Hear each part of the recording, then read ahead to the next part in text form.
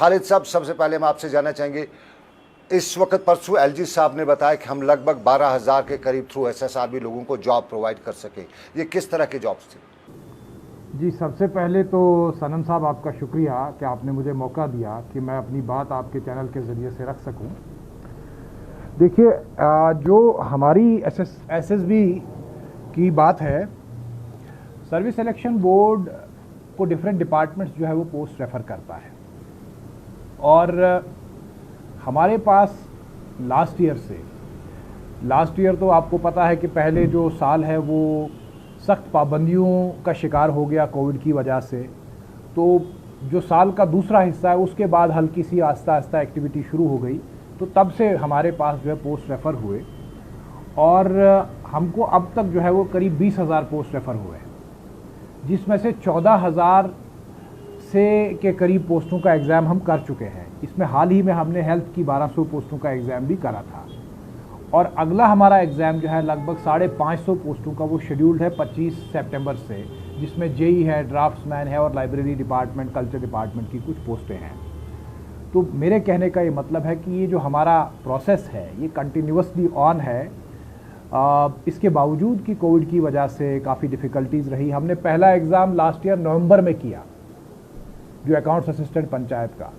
तो आप अंदाज़ा लगाइए कि नवंबर से लेके सितंबर अभी चल ही रहा है, तो 14,000 पोस्टों का एग्ज़ाम हम कर चुके हैं, जिसमें से 3,500 के करीब हम डिपार्टमेंट्स को रिकमेंडेशंस भी भेज चुके हैं। उसमें कुछ पुरानी पोस्टें भी थी 400-500 की के करीब, और बाकी जो हमें लास्ट ईयर अगस्त के बाद जो है रेफ़र हुई थी।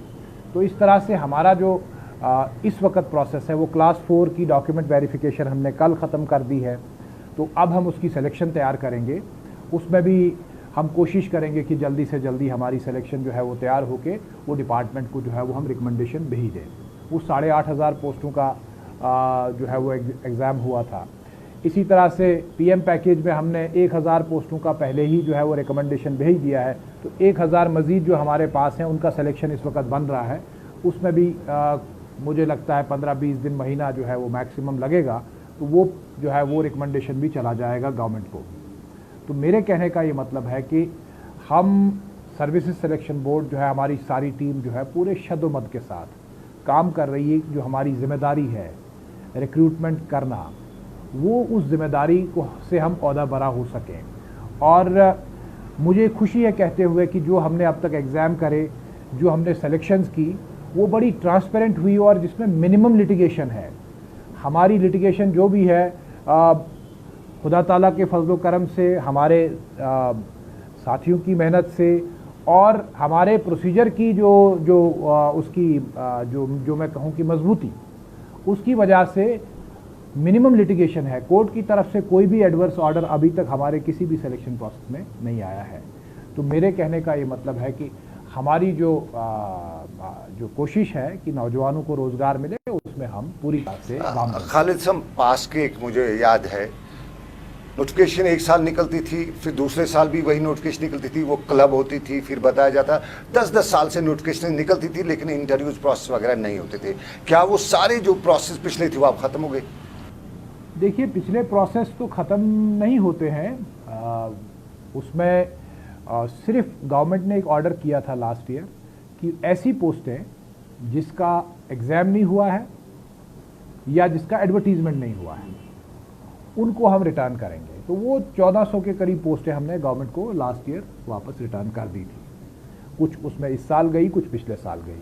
इसके अलावा जो उससे पहले प्रोसेस चल रहा था, किसी का एग्ज़ाम हो चुका है या कोई कोर्ट में मसला फंसा है, और उसकी वजह से रिसेंटली जो है उसमें कोई कोर्ट ने जो है इजाज़त दे दी कि सिलेक्शन प्रोसेस को आगे बढ़ाइए, तो वो तो प्रोसेसेस चल रहे हैं। अभी कल ही हमने जो है वो एक सिलेक्शन लिस्ट 2014 के स्टेनोग्राफर्स की गवर्नमेंट को फॉरवर्ड की है कल। मैं उसी की बात कर रहा हूँ। तो इसी तरह अकाउंट्स आपका इंफॉर्मेशन की पोस्ट है, असिस्टेंट इंफॉर्मेशन ऑफिसर, उसका इंटरव्यू हमने जो है 20-21 को रखा है। वो तो 2008 से प्रोसेस चल रहा है। तो ऐसा नहीं है कि पिछले प्रोसेस सारे ख़त्म हो गए। सिर्फ ऐसे केसेस थे उसमें गवर्नमेंट ऑर्डर था कि जो एडवर्टीजमेंट नहीं हुई या जिसका कोई भी एग्ज़ाम नहीं हुआ, लेकिन वो पोस्टें सारी वापस जा चुकी हैं, और वो दोबारा से अब हमारे पास वापस आ रही है गवर्नमेंट के ज़रिए से, इंडेंट्स उनके रिक्विजिशंस आ रहे हैं, तो बाकी पुराने प्रोसेस तो खालिद साहब वही मैं जानना चाहूँगा, पिछले 2 साल लगभग 1.5-2 साल से आप यहाँ पे हैं, एक हमने देखा कि एक्टिविटीज़ बहुत देखी थी, लेकिन 2014 में जिस आदमी ने फॉर्म भरा, आज की डेट में मैं इंफॉर्मेशन की बात करूं, अब आप इंटरव्यू, आपका डिपार्टमेंट अब इंटरव्यू कर रहा है, तो वो जो 2014 का इंटरव्यू किया हुआ और आज उसका 2014 का फार्म भरा हुआ आज इंटरव्यू, वो उसमें से बहुत से ओवरेज हो गए होंगे उनका, उन पर तो एज की वही शर्त लागू होगी जिस दिन उन्होंने फॉर्म भरा है, उस पर ओवर एज होने का जो है वो कोई असर नहीं पड़ेगा। क्योंकि जिस वक्त हम एडवर्टीजमेंट निकालते हैं तो जो टर्म्स एंड कंडीशंस उस एडवर्टीजमेंट में रखी जाती हैं, जो फॉर्म भरता है उस पर वही टर्म्स एंड कंडीशंस जो है लागू होती हैं। तो उस वाले केस में तो ओवरेज होने का, जो उस वक्त एलिजिबल था तो आज भी एलिजिबल है, वो एलिजिबल है। अब जरा आज की बात करें, कल ये आप, मैं एक चीज़ और ऐड कर दूं, जो हमने जितना मैंने बताया, इसके अलावा लास्ट ईयर कोविड के दौरान जबकि बहुत ज़्यादा बंदिशें थी, उस वक्त भी हमने करीब 1500 के करीब या 1600 के करीब हेल्थ डिपार्टमेंट की जो पोस्टें थी उनका सिलेक्शन भेजा था। उसमें नर्सिस थी, उसमें लैब टेक्नीशियन थे, उसमें थिएटर टेक्नीशियन थे, क्योंकि उस वक्त बहुत ज़रूरत थी। और हमारे जो साथी थे, मेरे कलीग्स, मेरी टीम के लोग, उन लोगों ने उस वक्त क्योंकि उस वक्त बहुत खौफ का माहौल था, दहशत का माहौल था। पिछले साल अगर आप याद करेंगे, मार्च के बाद अप्रैल मई जून रिस्ट्रिक्शंस बहुत थी बाहर निकलने। एक अफसर को, मेरे एक ऑफिसर को, जब वो आया था सिलेक्शन बनाने के लिए, तो उसको पुलिस ने चालान भी किया था। वो अपनी पर्सनल गाड़ी में आ रहा था, तो उसको चालान भी किया, उसके बावजूद भी आया, उसने काम किया अपना बगैर किसी शिकायत के, और वो सिलेक्शन हम जो है वो निकालने में कामयाब हुए। उसमें टाइम लगा। तो मेरा कहने का मतलब ये है कि वो 2200 के करीब हमने जो है वो ड्यूरिंग कोविड भी सिलेक्शंस बनाई थी, वो भी लास्ट ईयर हमने किया है। मैं वही वो 14,000 के अलावा है। मैं वही कह रहा हूँ, 14,000 जब से आपने टेक ओवर किया है, लोगों में एक अच्छी खासी उम्मीद जागी, ज़्यादा ही उम्मीदें पैदा हो गई हैं, क्योंकि जिस तरह से काम कर रहे हैं, अच्छी बात है, उम्मीदें ज़्यादा। लेकिन एक मामला है जो सड़कों तक पहुंचा हुआ है, क्लास 4 की जो रिक्रूटमेंट में, उस पर पॉलिसीज़ पे बहुत से लोग सवाल उठा रहे हैं, खासतौर पे स्टूडेंट सवाल उठा रहे हैं। क्लास 4 में वो कहते हैं कि ग्रेजुएट पोस्ट ग्रेजुएट क्यों अप्लाई नहीं कर सकता है, क्या हाई क्वालिफाइड किसी भी पोस्ट के लिए क्वालिफाइड अप्लाई नहीं कर सकता, क्यों नहीं कर सकता है? सनम साहब देखिए, ये जो अगर हम इसको डिबेट बताएं, डिबेट करने को तो फिर हम बहुत डिबेट कर सकते हैं इस इशू को, इसके हक में भी बात हो सकती है, इसके खिलाफ भी बात हो सकती है। लेकिन एज अ रिक्रूटिंग बॉडी मेरा काम जो है वो डिबेट्स में नहीं जाना है। हमको जो रूल कहता है उसको फॉलो करना है। देखिए, जिस वक्त ये एडवर्टीजमेंट निकला, कुछ लोगों ने फॉर्म जो है ये देख के नहीं भरा, क्योंकि उन्होंने देखा कि इसमें मैक्सिमम 12 है, उन लोगों ने फॉर्म सिरे से ही नहीं भरा, तो वो लोग पहले ही बेचारे बाहर हो गए। हायर क्वालिफाइड लोग, उन्होंने वॉलंटरली उस वक्त फॉर्म नहीं भरा। उनको लगा कि शायद चूंकि इसमें 12th अपर लिमिट है, मैं क्यों भरूं। तो आज अगर हम 12th को कहें कि हायर क्वालिफाइड को कहें तुम भरो, जो बेचारा जिसने दयानतदारी के साथ फॉर्म ही नहीं भरा, उसके साथ नाइंसाफ़ी नहीं है, पहली बात। दूसरी बात, देखिए, इसको सारे इशू को समझना बहुत ज़रूरी है। सारे इशू को, जब हम पोस्ट एडवर्टाइज करते हैं, मैंने यहाँ 250 किस्म की पोस्टें एडवर्टाइज की, 250 किस्म की पोस्टें। उसमें जेई हो सकता है, उसमें लाइब्रेरियन हो सकता है, उसमें लैब टेक्नीशियन हो सकता है, डिफरेंट डिपार्टमेंट्स की, डिफरेंट लिफ्ट मैन है, मैकेनिक है, वगैरह वगैरह, 250 किस्म की पोस्ट है। हम किसी भी पोस्ट में ये नहीं कहते हैं कि कौन एलिजिबल है कौन नहीं है, वो लिखा है उसमें, वो रूल में लिखा होता है, रिक्रूटमेंट रूल जो कि गवर्नमेंट बनाती है। मैं उसको नोटिफाई करता हूँ। मेरा काम ये नहीं है कि गवर्नमेंट ने रूल सही बनाया है या गलत बनाया है। जो रूल बना है उस रूल के मुताबिक उनको मैन पावर जो है वो सेलेक्ट करके वापस देना है। ये रिक्रूटिंग बॉडी का काम है। वो रूल सही है या गलत है वो कोर्ट्स का काम देखना, या गवर्नमेंट खुद ही उस रूल को रिव्यू कर सकती है। उसमें रिक्रूटिंग बॉडी का कोई रोल नहीं है। हमको ये देखना है कि हमारा प्रोसेस जो है वो फेयर होना चाहिए, उसमें सबको बराबरी का मौका मिलना चाहिए, किसी के साथ ज्यादती नहीं होनी चाहिए, और उसमें किसी किस्म की गड़बड़ नहीं होनी चाहिए। जिस वक्त ये प्रोसेस जो क्लास 4 का शुरू हुआ, तो बच्चों ने सवाल पूछे कहीं इधर उधर जीएडी में वगैरह। सवाल ये है कि सवाल पूछना ही क्यों है, उसमें तो क्लैरिटी है। वाई, इसका मतलब आपको पहले ही शक है कहीं कि मैं अप्लाई कर सकता हूं नहीं कर सकता हूं। जब एडवर्टीजमेंट नोटिस में पूरी क्लैरिटी के साथ लिखा गया है कि 10th और 12th, 10th minimum 12th maximum, सवाल की कहाँ गुंजाइश रहती है। और मैं एज अ रिक्रूटिंग बॉडी जब एक्ट करता हूँ तो मुझे सबसे इंपॉर्टेंट है, मुझे रिक्रूटमेंट रूल को देखना है, मुझे किसी की क्लैरिफिकेशन कम्युनिकेशन को नहीं देखना है। That is not my job, क्योंकि जब ये मसला कोर्ट में जाएगा तो वहाँ देखा जाएगा कि इसने रिक्रूटमेंट रूल फॉलो किया है बोर्ड ने या नहीं किया है, वहाँ और किसी कम्युनिकेशन की कोई वैलिडिटी नहीं होती है। तो हमारा काम था रिक्रूटमेंट रूल को फॉलो करना। अब यही मसला, हमने एक प्रोसेस शुरू की, लोगों ने अप्लाई किया, एग्ज़ाम हुआ, उसके बाद रिज़ल्ट आया। रिज़ल्ट के बाद हमने कहा भाई अब हमने एलिजिबिलिटी चेक करनी है। सिलेक्शन बनाने से पहले मुझे देखना है कौन आदमी एलिजिबल है या नहीं है। जो मैं हर पोस्ट की सिलेक्शन के लिए सेम प्रोसीजर अडॉप्ट करता हूँ, कोई डिफरेंट प्रोसीजर अडॉप्ट नहीं किया है। This is the same procedure adopted for every post. हम एलिजिबिलिटी डॉक्यूमेंट वेरिफिकेशन के टाइम चेक करते हैं। तो हमको जो क्वालिफिकेशन रूल में लिखी है उसके मुताबिक ही देख चलना है। हमने कहा भाई एलिजिबिलिटी चेक करेंगे, तो लोग कैट में गए, ऑनरेबल कैट ट्रिब्यूनल में। ट्रिब्यूनल ने एक जजमेंट दे दी, वो सबके सामने पब्लिक डोमेन में आज से लगभग महीना 1.5 महीना पहले वो आई, ये सबने पढ़ी है, सबने देखी है। कैट की जजमेंट के मुताबिक हमको एक्ट करना है, क्योंकि हम तो कैट में नहीं गए थे। तो ये अगर वहाँ पे कैट में गवर्नमेंट के स्टैंड में कोई वहाँ पे लगता कि उसमें कोई कमी है, उसमें कोई गैप है, उसमें कोई फ्लॉ है, कोई लीगल फ्लॉ है, कोई लीगल लेक्यूना है, तो कैट ने उस चीज़ को ज़रूर देखा होता। वो जजमेंट उसने अपहोल्ड किया है कि गवर्नमेंट जो है वो क्वालिफिकेशन को लिमिट कर सकती है। अब उस जजमेंट के बाद recruiting body, as a recruiting body, SSB के पास क्या ऑप्शन है? क्या हम उस जजमेंट को इम्प्लीमेंट नहीं करेंगे? करना है। कल को जो बाकी लोग हैं वो नहीं हमसे सवाल करेंगे कि इस जजमेंट को लेटर एंड स्पिरिट में क्यों नहीं इम्प्लीमेंट किया गया, या वो कहीं ना कहीं इल्ज़ामात लगाने की कोशिश नहीं करेंगे, या कहीं किसी को शक तो नहीं होगा कि कैट की जजमेंट के बाद एसएसबी ने इसको पूरी तरह से इन लेटर एंड स्पिरिट क्यों नहीं इम्प्लीमेंट किया। तो हमारे पास जो है वो ऑप्शन बड़ा लिमिटेड होता है when we do the recruitment. हम उसमें अपनी डिस्क्रिप्शन को जो है यूज़ नहीं कर सकते हैं कि आज इस तरफ चलेंगे, कल इस तरफ चलेंगे, परसों इस तरफ चलेंगे। ये एक बड़ा कॉन्शियस और कंसिडर्ड एक प्रोसेस होता है जिसमें हमें पता है कि हर स्टेप पे जो है वो लीगल स्क्रूटनी होती है। हमारे केसेस सुप्रीम कोर्ट तक चले जाते हैं। So we have to be very careful about each and every step of the process. हमारे पास वो लिबर्टी नहीं है कि हम मनमानी या मर्जी से कुछ करेंगे। So this process is to be followed as per the rules and in light of the judgment which has been given by the honorable CAT।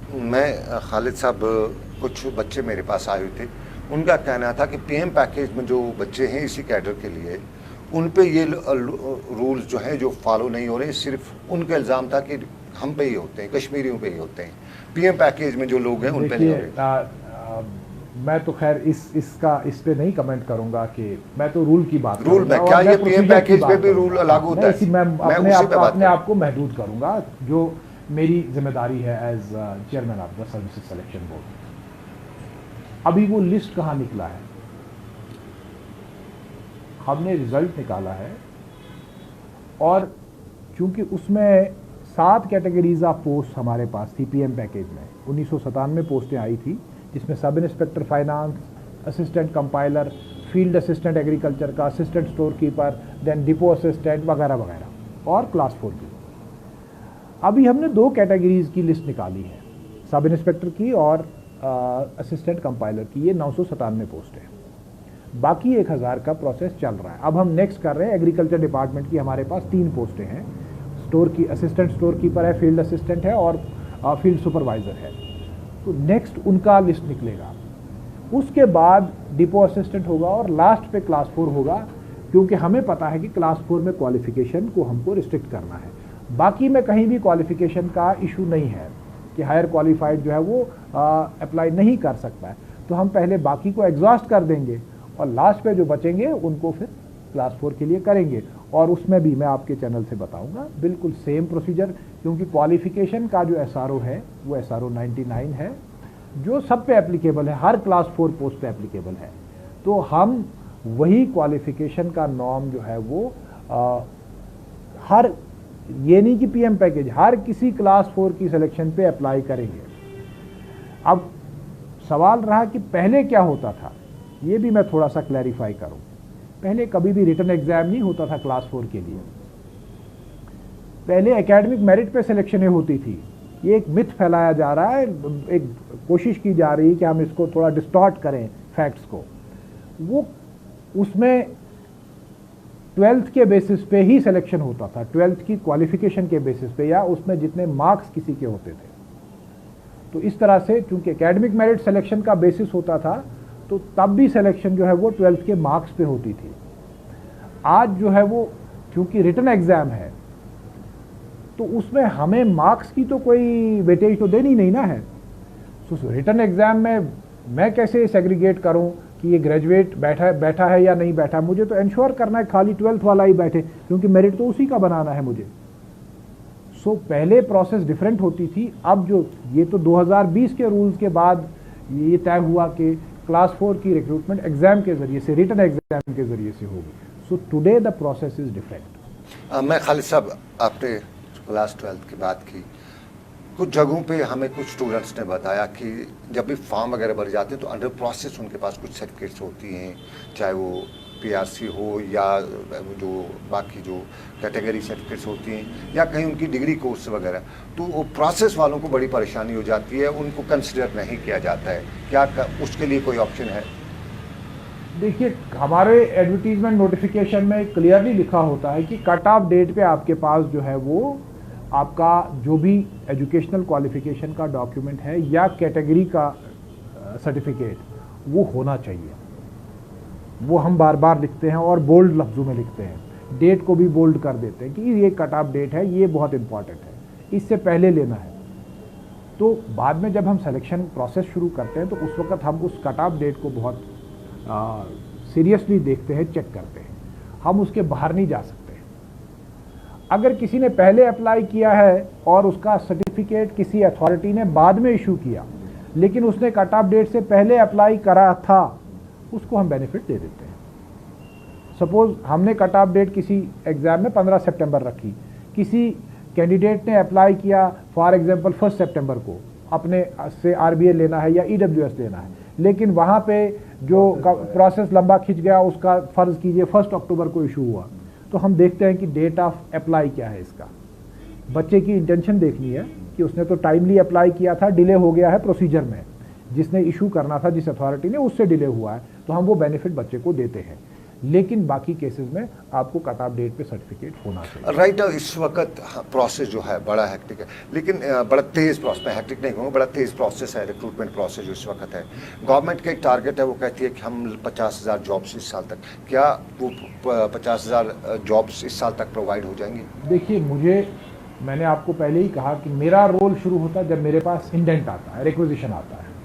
ठीक है, हमारे पास 20,000 पोस्टों का रिक्विजिशन आ चुका है, हम उस पर काम कर रहे हैं। 12,000 हो चुके हैं। 12,000 का तो फाइनल होने जा रहा है। अब ये जो 1200 पोस्टें हेल्थ की, जिसका हमने लास्ट मंथ एग्ज़ाम किया था, मतलब 1 अक्टूबर को 1 सितंबर को ख़त्म हुआ था, वो रिज़ल्ट हम अगले हफ्ते तक निकाल देंगे। ये हमारी कोशिश है कि विद इन 1 वीक हम निकाल दें। तो फिर आप देखिए कि हमारे पास लगभग 14,000 पोस्टों का रिज़ल्ट डिक्लेयर हो जाएगा। अभी तक हमने 12,500 पोस्टों का रिज़ल्ट डिक्लेयर कर दिया है, और उसमें से सिलेक्शन प्रोसेस जो है वो कुछ कंप्लीशन पे है, कुछ पहले ही कंप्लीट हो चुका है। तो मेरा पॉइंट ये है कि जो पोस्टें हमें रेफ़र होंगी, हम उसको तेज़ी से फिल करने की कोशिश करें, सिलेक्शन को कंप्लीट करने की कोशिश करें। और देखिए, जो ग्रेजुएट्स हैं ना, उनके लिए तो बहुत सी पोस्टें अवेलेबल हैं और आने वाली हैं, पहले ही आ चुकी हैं। फाइनेंस की पोस्टें हैं, लाइब्रेरियन की पोस्टें हैं, वगैरह वगैरह, बहुत सी पोस्टें हैं ना। वो तो ग्रेजुएट्स और बाकी हायर क्वालिफाइड लोगों के लिए ही होती है ना। सिर्फ क्लास 4 इस वक्त क्यों हमें लग रहा है कि ये थोड़ा बल्क में पोस्टें आ गई हैं, क्योंकि ये कई सालों की पोस्टें पेंडिंग थी। तो उस वजह से लग रहा है कि ये पता नहीं हमें क्यों नहीं इसमें पार्टिसिपेट करने दिया जा रहा है।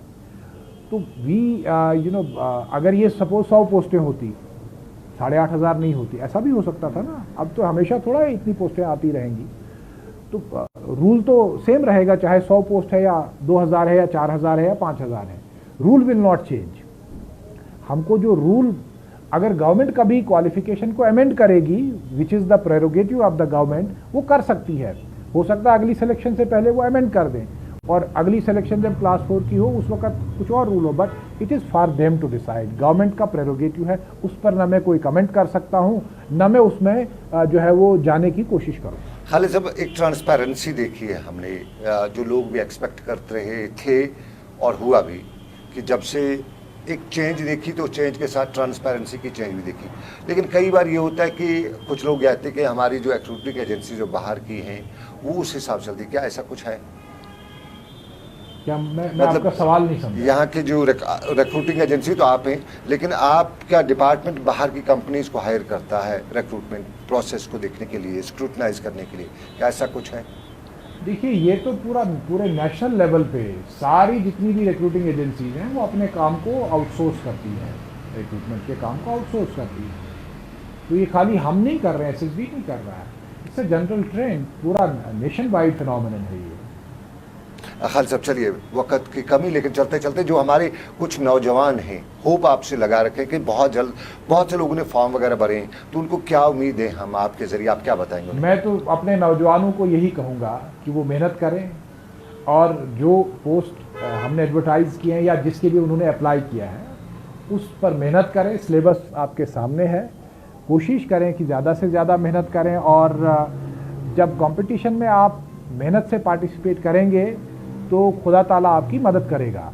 हमारी कोशिश ये है कि हम बिल्कुल ट्रांसपेरेंट एक सिस्टम आपके सामने रखें रिक्रूटमेंट का, आपको कहीं भी जो है वो इधर उधर जाने की ज़रूरत ना पड़े, and we will follow the rules. जो भी क्वालिफिकेशन के लिए रूल्स प्रिस्क्राइब किए गए हैं, हमारे पास वो लिबर्टी नहीं है कि हम उससे बाहर जाएं। दिस इज़ माई मैसेज, और मैं अपील करूंगा अपने नौजवानों से कि वो भी प्रोसीजर्स को जो है वो समझ के उनको अच्छी तरह जांच के उनमें पार्टिसिपेट करें। कहीं पे डाउट है हमसे बात करें, हम यहाँ बैठे हैं, आइए, we will also try to explain कि प्रोसीजर कैसे है, क्या है, what are the norms and procedures for any recruitment. लेकिन उनको जो है वो कंसंट्रेट करना चाहिए स्टडीज़ पे, ताकि जो आने वाले एग्ज़ाम्स हैं उसमें वो बहुत अच्छे से पार्टिसिपेट करें, तैयारी से पार्टिसिपेट करें। खालिद साहब, वक्त कम, बहुत बहुत शुक्रिया आपका। खालिद जहांगीर मेरे साथ, और आपको नाज़रीन बताते चलें,